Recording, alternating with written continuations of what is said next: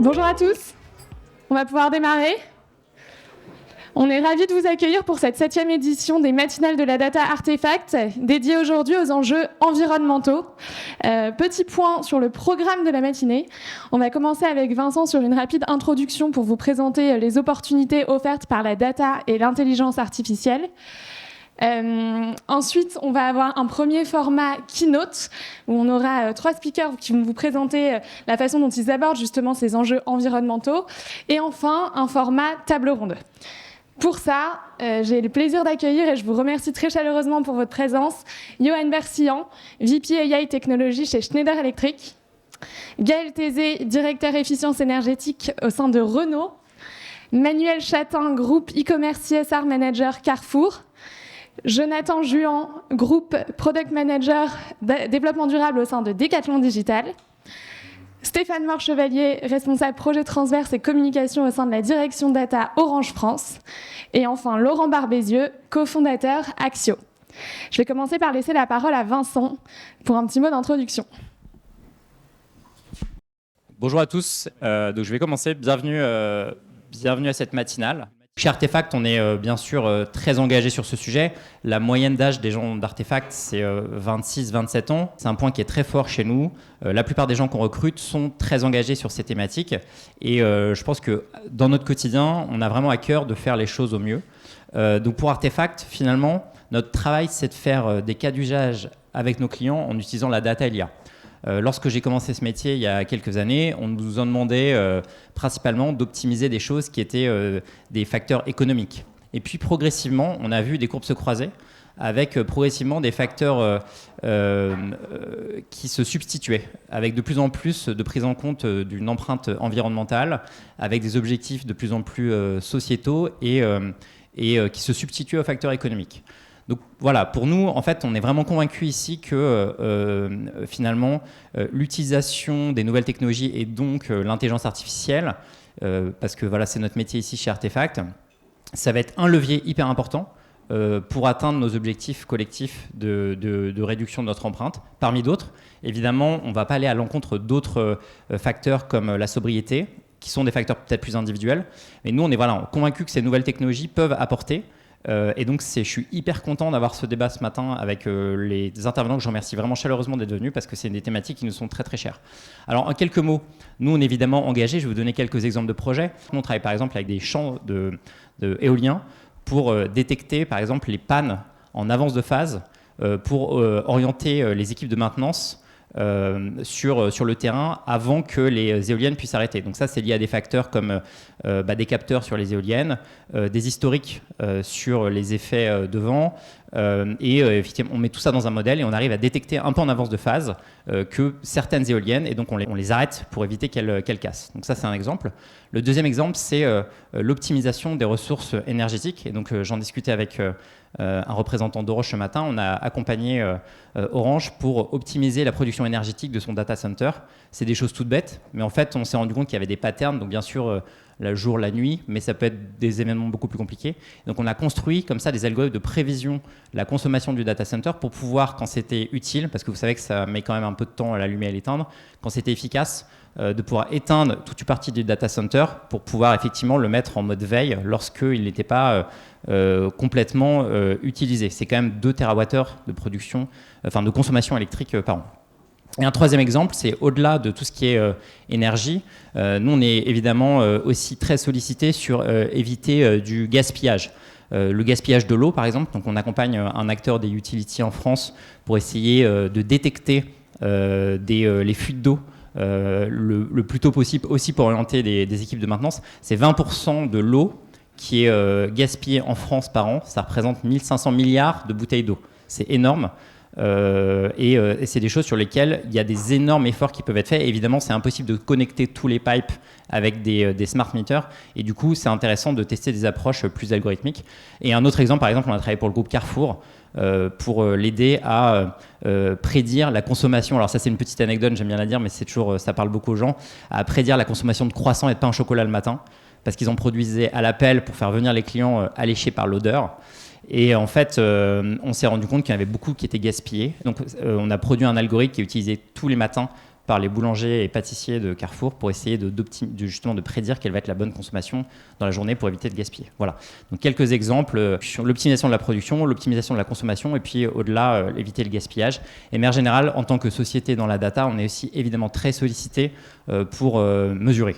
La mesure, c'est évidemment un des énormes problèmes, on va beaucoup en parler ce matin, et notamment sur le scope 3 où il y a moins d'informations et donc c'est hyper compliqué d'arriver à collecter toutes ces informations chez tous les fournisseurs et tous les clients.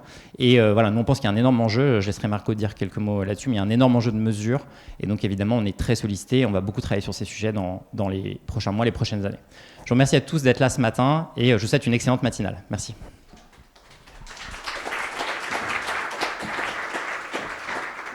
Merci Vincent. Si on prend un peu de recul maintenant sur tout ça, pourquoi ces enjeux environnementaux, pourquoi est-ce qu'ils sont si prégnants aujourd'hui au sein de nos entreprises ? La première raison, c'est un constat qu'on fait tous, qui est maintenant indéniable, c'est celui de l'épuisement des ressources naturelles. Si on prend un chiffre assez marquant, on considère que pour fonctionner, l'économie mondiale a besoin de 92 milliards de tonnes de ressources naturelles par an. C'est un chiffre qui est bien sûr important et à mettre au regard du fait que ces ressources naturelles ne sont pas disponibles de manière illimitée. Et en parallèle de ça, on a un deuxième phénomène que vous connaissez tous, qui est celui de la croissance démographique et malgré les fluctuations d'une relative croissance économique.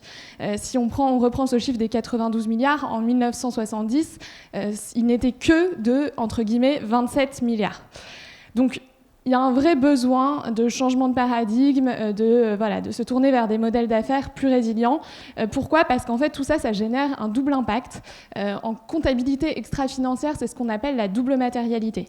C'est le fait que d'un côté, l'activité de l'entreprise fait peser des menaces, des risques sur l'environnement. Et on parle beaucoup d'empreinte carbone parce que c'est ce qui est aujourd'hui le plus quantifiable. Mais bien sûr, ces impacts, ils sont divers sur la biodiversité, sur la pollution de l'eau, de l'air, sur l'artificialisation des sols, etc. Et à l'inverse, dans un cercle un peu vicieux, ces changements environnementaux, et en l'occurrence principalement les changements climatiques, entravent potentiellement le bon fonctionnement des activités de l'entreprise. Je pense notamment à l'indisponibilité des ressources, pas forcément liées à leur épuisement total, mais lorsqu'il y a des aléas climatiques, des catastrophes naturelles.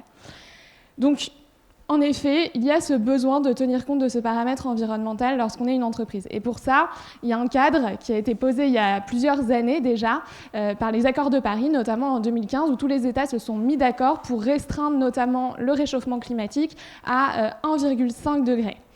Ce cadre qui a été posé, il a ensuite été décliné en tout un arsenal législatif, que ce soit à l'échelle de l'Union européenne, mais aussi aux échelons nationaux. Et finalement, les entreprises, petit à petit, ont fini par s'approprier ce cadre-là. Et elles se dotent plus ou moins toutes aujourd'hui d'une certaine stratégie environnementale. Donc concrètement, c'est des engagements qui sont pris vis-à-vis de leurs consommateurs, bien sûr, vis-à-vis de leurs investisseurs.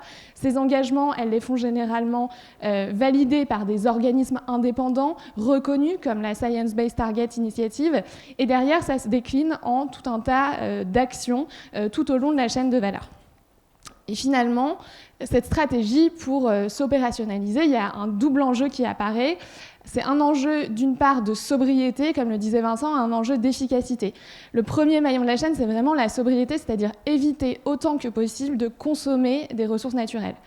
Pour ça, les entreprises, elles ont à leur main un atout stratégique qui est de passer d'une économie qui était historiquement principalement linéaire, j'extrais des ressources, je les consomme, je les jette, à une économie beaucoup plus circulaire. Et nos intervenants auront bien sûr l'occasion de revenir sur ce point.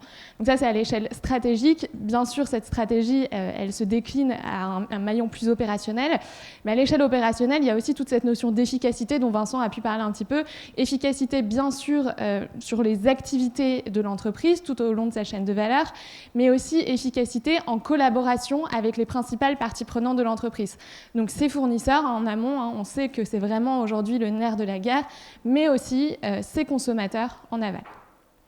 On est donc tous d'accord sur le constat, les ambitions, les objectifs, etc. Pourtant, si on y regarde de plus près, il y a aujourd'hui très peu d'entreprises qui sont vraiment sur la bonne voie pour atteindre leurs ambitions environnementales et pour réussir finalement à être en adéquation avec cette fameuse trajectoire des 1,5 degrés. Pourquoi ? Il y a une cause racine qui est évidente, c'est la complexité assez impressionnante de combiner cette dichotomie entre Le temps court, qui est celui encore aujourd'hui des objectifs financiers. On a encore cette boussole de notamment ROI à horizon très court terme. Et le temps long, dans lequel s'inscrit cette stratégie environnementale qui nécessite forcément d'investir sur des actions qui vont avoir des résultats à plus long terme, ce qui pose une complexité énorme en termes de prise de décision, d'arbitrage, etc. Donc ça, c'est une première cause. Une autre cause, et nous on s'en rend compte vraiment tous les jours en parlant à des chefs d'entreprise, à des directeurs RSE, à des CDO, à des CFO, c'est la maîtrise des données. Les entreprises, depuis plusieurs années, elles font en sorte de mettre sous contrôle une majeure partie de leurs données. Des données consommateurs, des données produits, des données transactionnelles, etc. Néanmoins, ces données environnementales, et on verra par la suite que c'est une réalité qui recouvre finalement énormément de typologies de données différentes, ces données environnementales, elles ne sont encore pas forcément maîtrisées, pas forcément contrôlées. Pourquoi ? La première raison, je pense, c'est un enjeu de volumétrie. C'est-à-dire que quand on se parle de stratégie environnementale et de déclinaison de cette stratégie, un des premiers enjeux, comme le disait Vincent, c'est la mesure. C'est notamment des enjeux de bilan carbone, des enjeux de reporting.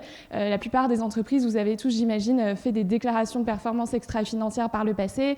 Là, la Commission européenne a publié un acte délégué et va bientôt valider le texte définitif de la CSRD, Corporate Sustainability Reporting Directive, qui va, dans les années à venir, poser le cadre du reporting extra-financier.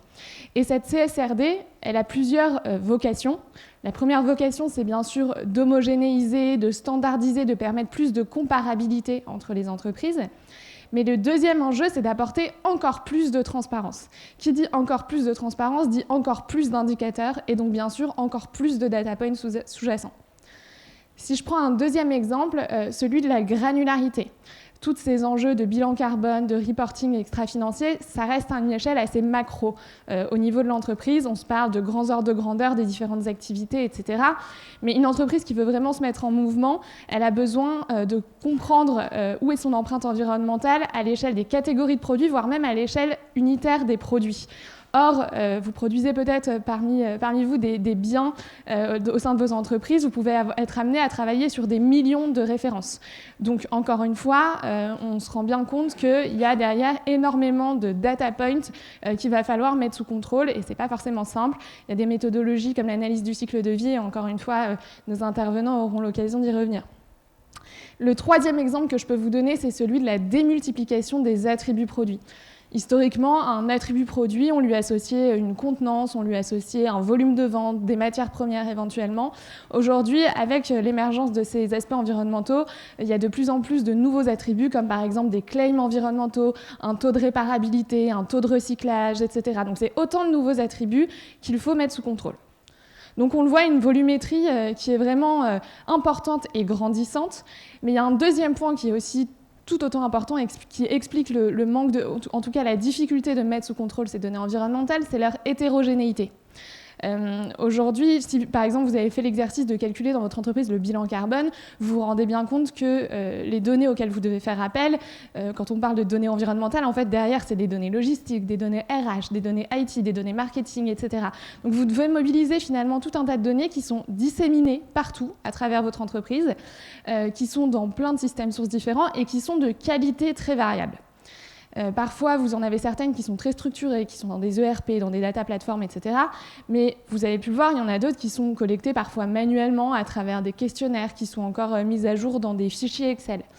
Et ça pose en fait pas mal de problèmes. Ça pose un premier problème qui est celui de la centralisation, bien sûr, la capacité à avoir une visibilité claire sur la donnée de manière centralisée, mais aussi des problèmes de cohérence. Il y a des indicateurs extrêmement importants qui peuvent parfois être calculés de manière différente selon l'entité au sein de l'entreprise à laquelle on s'adresse. Et enfin, bien sûr, un problème de fiabilité de la donnée elle-même. Et pourquoi ça c'est important ? Parce que d'une part, tous ces enjeux de reporting dont je vous ai parlé, reporting extra-financier, et ça va être de plus en plus le cas dans les années à venir, l'une des exigences portées par ces nouvelles législations, c'est le caractère auditable des données sous-jacentes. C'est la capacité des entreprises à se porter garant de la fiabilité des indicateurs sur lesquels elles reportent. Donc on a besoin de cette fiabilité des données.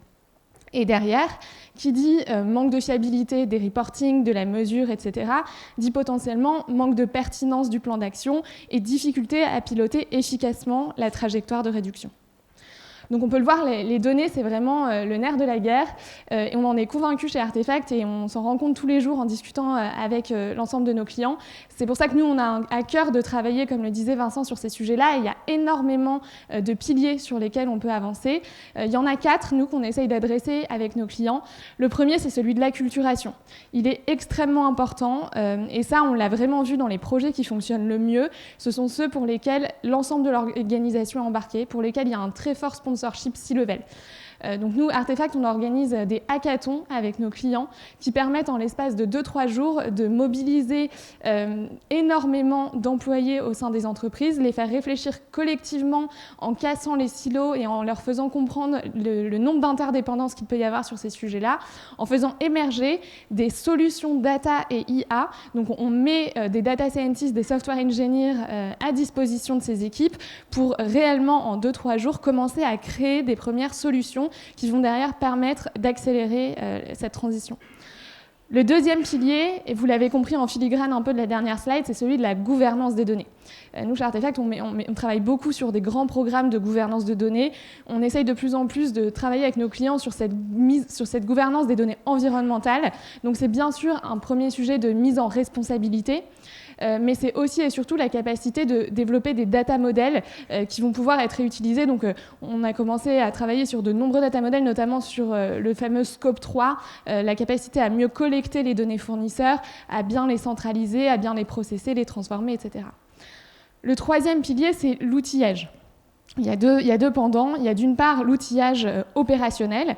Comment est-ce qu'en tant qu'entreprise, je peux construire des dashboards à la fois d'un point de vue C-level, COMEX, pour qu'encore une fois, ces personnes-là puissent s'approprier les enjeux, mais aussi à l'échelon vraiment opérationnel pour que chacun puisse piloter ces enjeux au day-to-day. Donc ça, on développe avec l'aide de nos data analysts ce genre de dashboard pour nos clients. Mais aussi et surtout, je reviens encore et toujours à ma fameuse CSRD, il va y avoir un enjeu de s'outiller avec des solutions qui permettent de mener à bien cet exercice de reporting extra-financier, et c'est vraiment maintenant que ça se passe. Pour ça, il y a énormément d'éditeurs, d'acteurs qui se positionnent sur le marché. On a procédé à un énorme benchmark de l'ensemble de ces solutions qu'on a analysées sur des dimensions fonctionnelles, techniques, positionnement marché, etc. Et on aide nos clients à sélectionner la solution qui sera vraiment la plus adéquate pour leurs besoins, au vu de leur écosystème technique, et de sorte à s'assurer que la dimension data est un paramètre pleinement pris dans ce cadre de prise de décision. Et le dernier pilier, une fois que tous ces jalons, tous ces fondamentaux sont posés, c'est bien sûr la mise en mouvement, c'est l'action.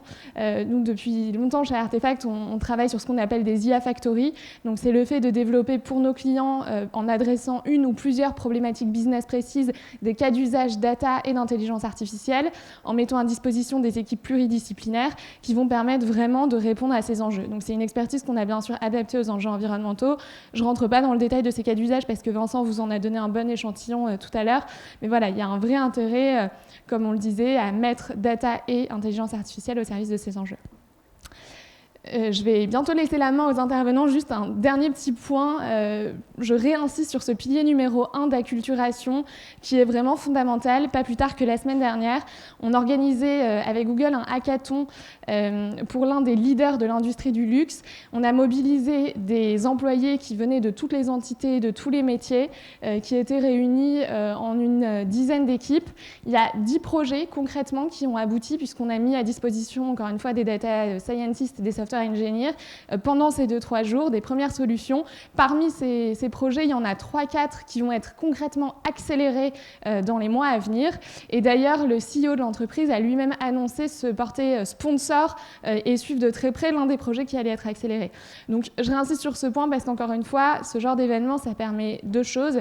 Ça permet d'une part de garantir le caractère systémique de la démarche, d'embarquer l'ensemble de l'organisation, et d'autre part, c'est un vrai catalyseur qui permet d'accélérer sur ces sujets-là. Voilà, je vous remercie pour votre écoute. On sera ravis de poursuivre les échanges avec vous sur ces sujets passionnants. Et je vais laisser la main à notre premier intervenant de la matinée, Johan Bersillan de Schneider Electric.